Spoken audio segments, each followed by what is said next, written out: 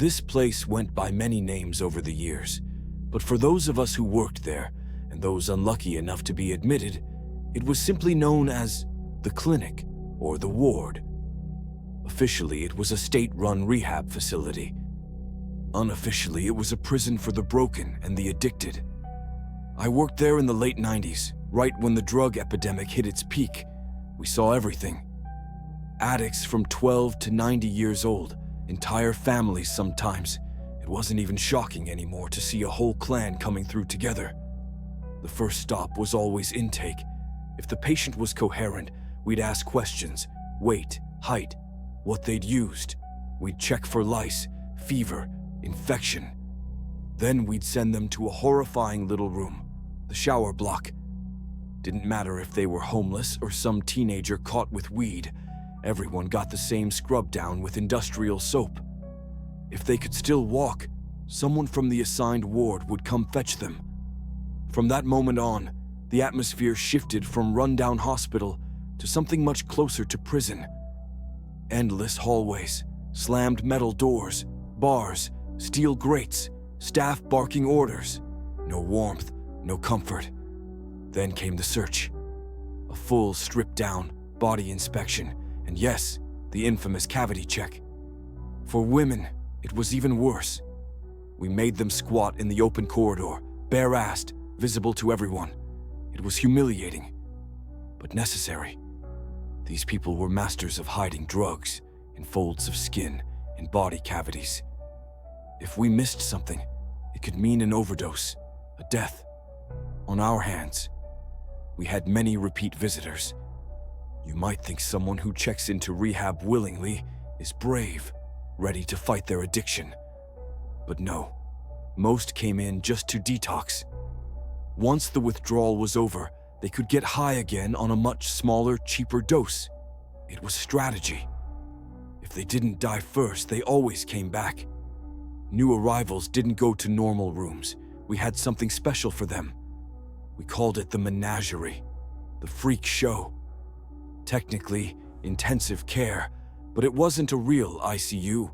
Just a stripped-down ward with 20 plastic-covered mattresses and nothing else. No pillows, no privacy, no dignity. We watched them 24/7, minimum 2 staff on rotation. First thing, strip them down, give them 2 sheets. They ate in bed.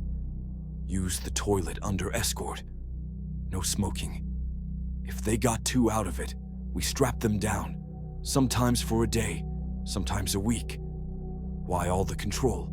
Because when an alcoholic stops drinking after a long binge, the delirium tremens, DTs, are never far behind. Hallucinations, violence, total psychosis.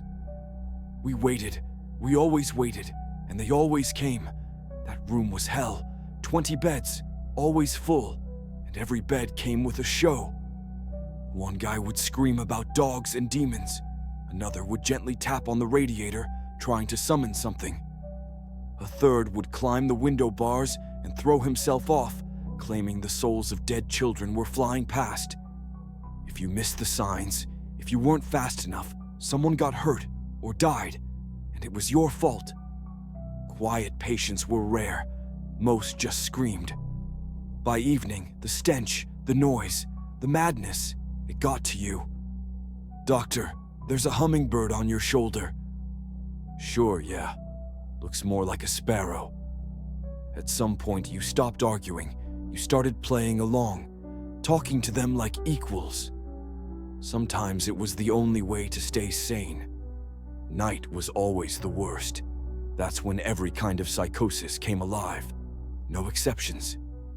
The on-duty staff would try to stay awake, but after a while, their eyelids would start to droop, lulled by the chaos. That's when it happened. A patient who'd seemed totally lucid for 5 days suddenly snapped, got up from his bed, quietly untied the most violent guy in the room. No reason, just instinct. And just like that, the wild-eyed, emaciated addict was back on the window bars, slipping through a gap, jumping. 4 stories down. We found him in the orchard behind the clinic, exactly where he landed. No cuts, No broken bones. His skull was intact. But his liver, it had exploded. The autopsy later confirmed it, ruptured from the inside. We carried his body back up. Same stairs, same barred walkways he had tried to escape. Through the corridors of the general wards, where the patients shook their heads for a moment and then returned to their routines. It was too warm to keep a corpse lying around. Not when he'd started rotting while still alive. So we left him on one of the stairwell landings, eyes open, staring into a peeling ceiling, scaring every nurse that passed by until morning. In the women's wing, another was nearly gone. Technically alive, but just barely. She'd been in the zoo for over a month. Completely mad. Her body had decayed from lying too long in one spot. Bed sores had turned into tunnels of rot. Coccyx, elbows, knees, pelvis, back of the head, festering holes oozing infection. She'd join the jumper soon enough. By morning, there was a man sobbing on the clinic's front steps, a woman hysterical beside him. Parents, probably hers. She didn't seem to have anyone else. We loaded the jumper's body into the old van, hauled it to the morgue, dropped it onto a concrete slab. A wooden board clattered overhead, just background noise to us. On the way back, we got a call, another intake. Drunk woman. Disgusting. One arm wrapped in a crusty blackened cast. "When did you get this put on?" the doc asked. She shrugged. 2 years ago, maybe. We cracked the cast open. Maggots spilled out. One of the nurses asked, "Remember that girl we discharged last week from the women's wing?" "Yeah, why?" "Overdosed on the highway, died in some guy's car." She wasn't even 15. Back at the clinic, the women passed by the men's ward on their way to lunch. Always a risk. Someone always tried to whisper something dirty, pass a note, or slip into the wrong room. "Eyes on the right, Butch!" someone yelled. Escape attempts were common during meal runs. Didn't matter if it was snowing. Didn't matter if they were in hospital gowns and socks. They'd knock down the escorts and run. Passers-by never helped, and catching them was dangerous. Some had makeshift shanks. Some fought like cornered animals. We used to allow visits, not anymore. Too many smuggled hits passed through kisses. One girl gave her boyfriend a mouth-to-mouth dose of heroin. That wasn't rare. Now we only allow care packages. We open everything. We read every note. We punish any slip-ups harshly. And still, sometimes, a miracle walked out of that room. A gem in the garbage. There was this girl, weighed barely 60 pounds, looked dead for weeks. She'd passed out drunk with a gang of homeless guys in some basement. When she woke up, everyone was gone. Door locked. She screamed. No one heard. Sat there almost 2 months. No one even blinked when they saw her skeleton body covered in infected sores. That's just how it was. By now, no one was shocked by exposed bones or the stench of festering wounds. Do we hit patients? Yes, but never just because. Becoming like them, violent, senseless, that was the real danger. Most times, it was self-defense. One guy, in the grip of full-blown DTs, swung an IV bottle at my head. If I'd hesitated even a second, he'd have brained me. Another time, I was nearly crushed to death. A 330-pound man tackled me onto a wireframe bed, landed on top of me like a wrecking ball. Took days to breathe properly again. 2 days later, I had to cut him down from a noose he'd rigged in the bathroom. The rusty old toilet tank looked like it was built in the 19th century. Somehow held his weight. Trust. Forget it. Doesn't exist in places like this. You learn quickly that every sob story is probably a hustle. The crying mom who hasn't seen her baby boy in years. Odds are she's there to slip him a little cheer-up package. Happens all the time. The most common punishment. Getting booted from general population back into the zoo. That meant straitjackets, zero privacy, no phone calls, no packages, no smokes. a human lockdown. Once a patient in the intensive care ward had finally ridden out the worst of the delirium, what the textbooks call delirium tremens, but what we just called the madness, they were moved to general population. The wards looked like something out of an old psych hospital movie. No doors on the rooms, lights on 24/7. Any attempt to dim them, even taping a piece of newspaper over a bulb, would get you in serious trouble. But life was easier there. You could get hot water for tea. You could walk yourself to meals. After weeks of being tied to a bed, even that felt like freedom. You could receive care packages, use the toilet unescorted, smoke, wear real clothes. Women weren't allowed makeup, but just the fact that they tried to clean up made you think maybe they still had a spark left. The social dynamics were straight out of prison. Many of our residents had done time, so they brought the rules with them. Smuggling contraband was an art form. They'd use string to lower things out the window or pull them up from the yard. Cigarettes, drugs, handwritten notes, anything that could be tied to a string. We called the bags mules. Some tried yelling to friends on the outside or shouting back and forth with people in other wings. All of that got you kicked out, or worse.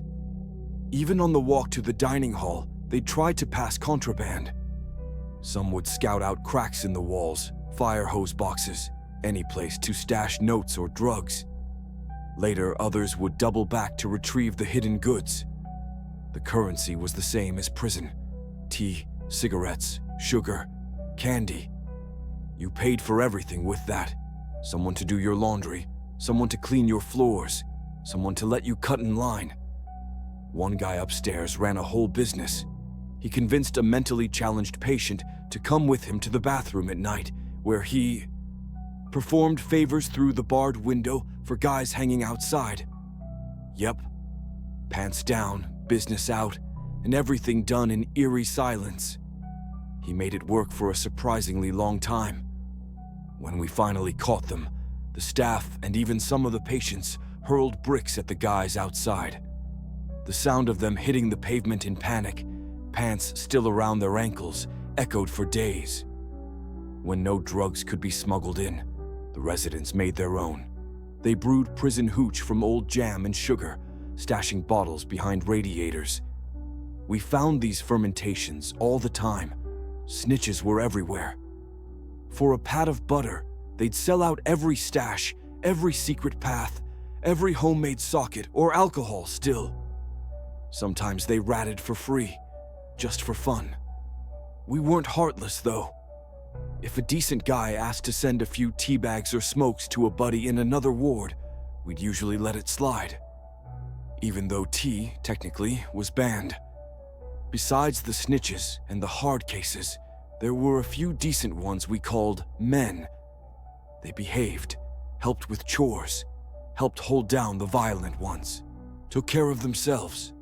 Those were the ones we tried to release first. Of course, there were also the truly broken, the bottom-of-the-barrel cases.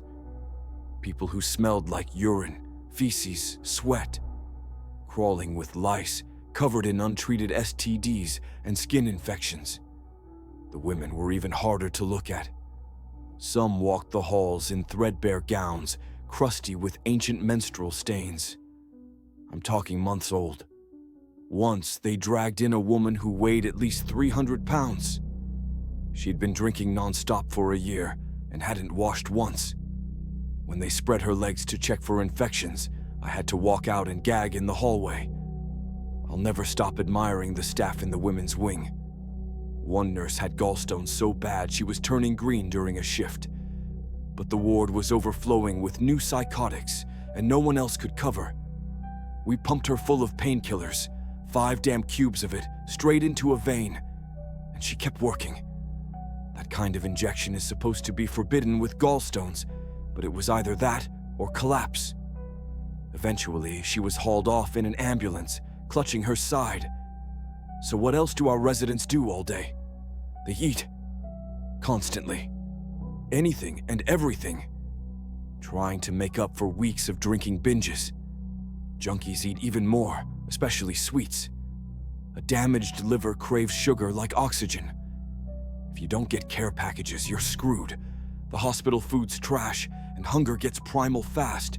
Some would trade anything. I'm not kidding when I say a pack of instant noodles could buy anything.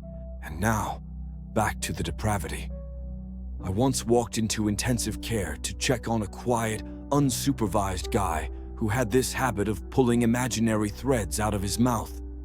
He was perched on top of a restrained patient, trying to guide the man's limp dick into his own ass. I just stared and yelled, "What the hell are you doing, you sick little creep?" He looked up at me with baby eyes and said, completely calm, "Wait, that's not allowed?" Curtain drop. The younger ones were often unintentionally charming. Their little prison love stories were heart-melting in their own weird way. They meant it. They cried. They begged for visits. They wrote notes on toilet paper and passed them through food trays.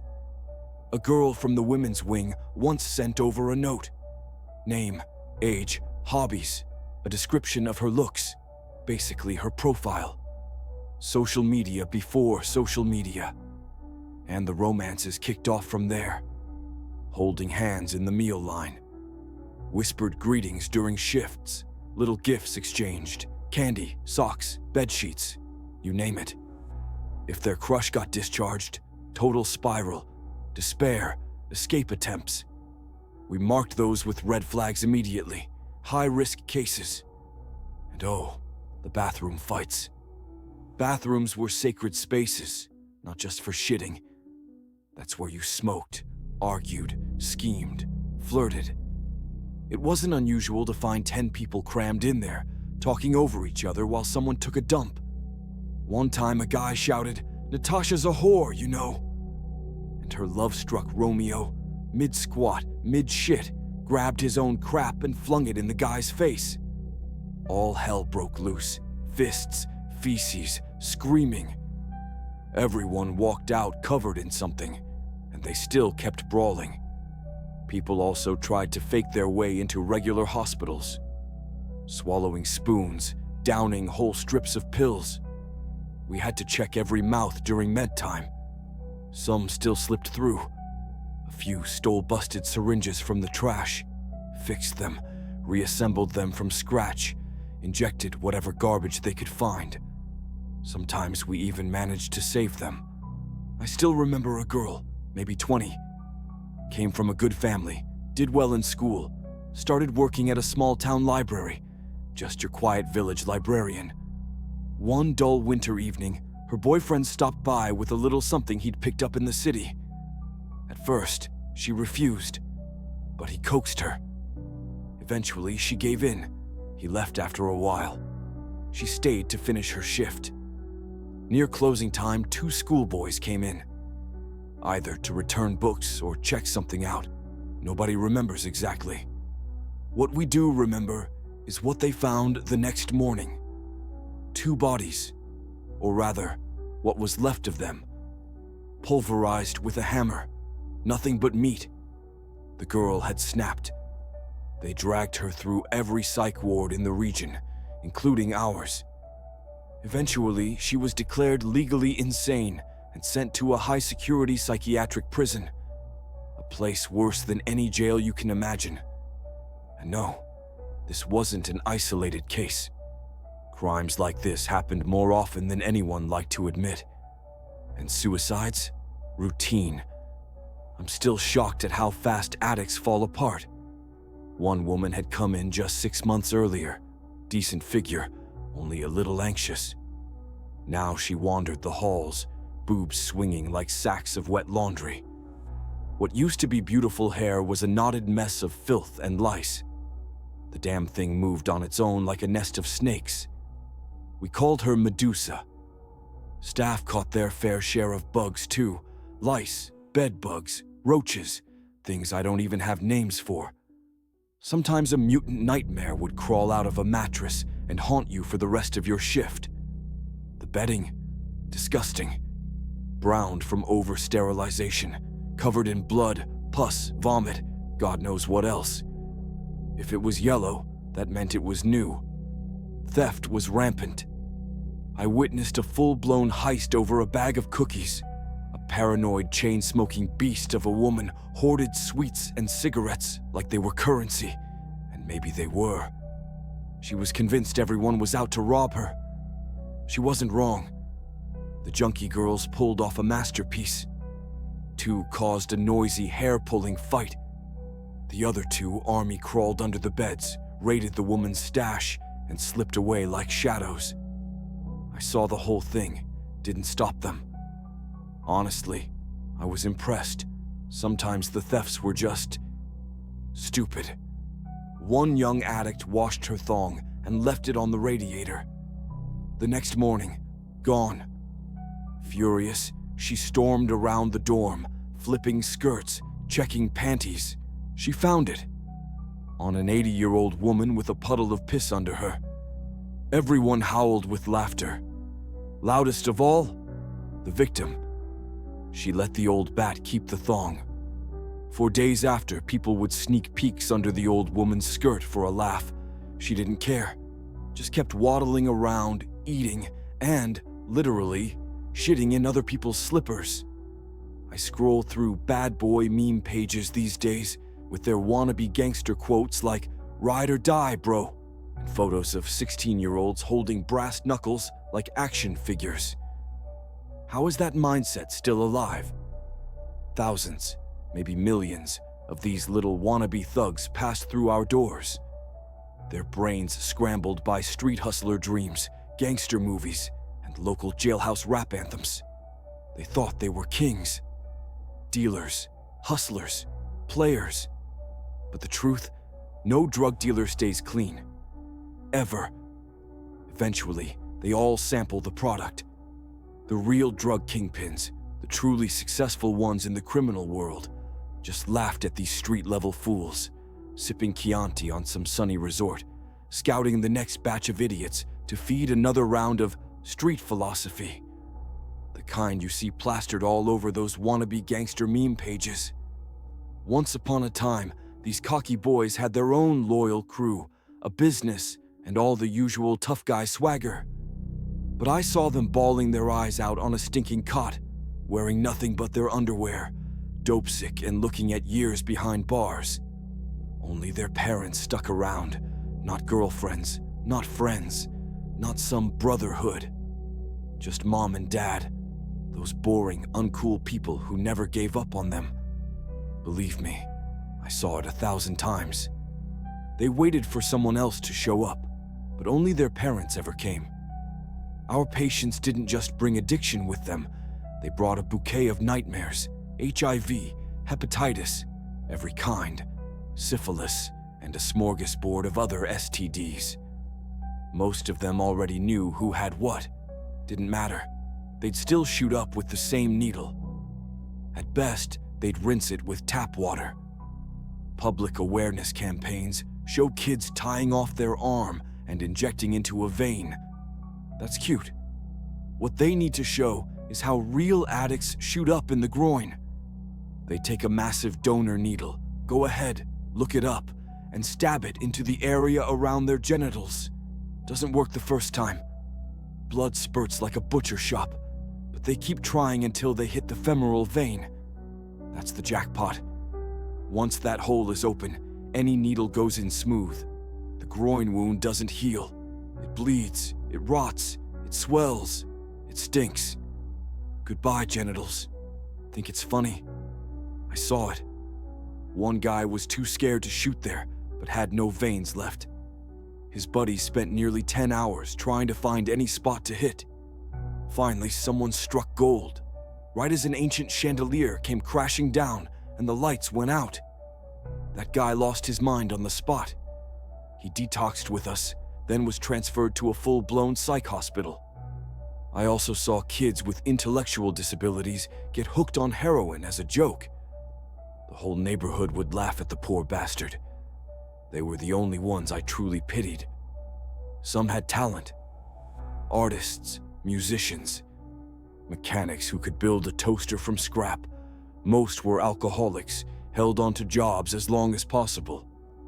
But eventually, even they rotted, ended up pissing in corners, and mumbling nonsense. Wanna hear our salaries? Orderlies made less than $500 a month. Nurses, about $800. Doctors earned a bit more, maybe $1,200. Heads of departments, maybe $1,800. And that was if you actually got paid. Sometimes we went 3 months without seeing a dime. As for the patients, their stories usually followed one of 3 scripts. A working-class father loses his job in the 90s, starts a small business, owes money to the wrong people, starts drinking, stops caring. His son ends up paying the debt with his own veins. Mom tries everything, then gives up and starts drinking too. Eventually, the son gets deep into drugs and crime, thinking he's some kind of gangster. Born into chaos. Every adult in the household is drunk or high. No structure, no hope. Just a cycle of abuse and addiction. A good home, maybe even wealthy. Bright kid, curious, wants to try new things. First hits come easy, then theft, then rehabilitation, a short recovery, then relapse, and then it's too late. People say there's no such thing as a former addict. That's true, some get clean. But they walk a razor's edge for the rest of their lives, haunted by memories of how amazing it felt to be high. One kid tried heroin as a teen. His parents freaked out, got him into treatment, moved to another city, surrounded him with love. It worked. He grew up, got married, had kids. Then one day, he took those kids to the clinic. In the treatment room, he heard the sound of syringes clinking in a tray. He left his children behind and ran off to score a hit. So, you want to dance all night at a rave? You're a sensitive, creative soul looking to expand your consciousness? You're a shy guy who only feels brave with a little chemical help? You're just curious, think everything in life should be tried once. Well then, welcome. Again.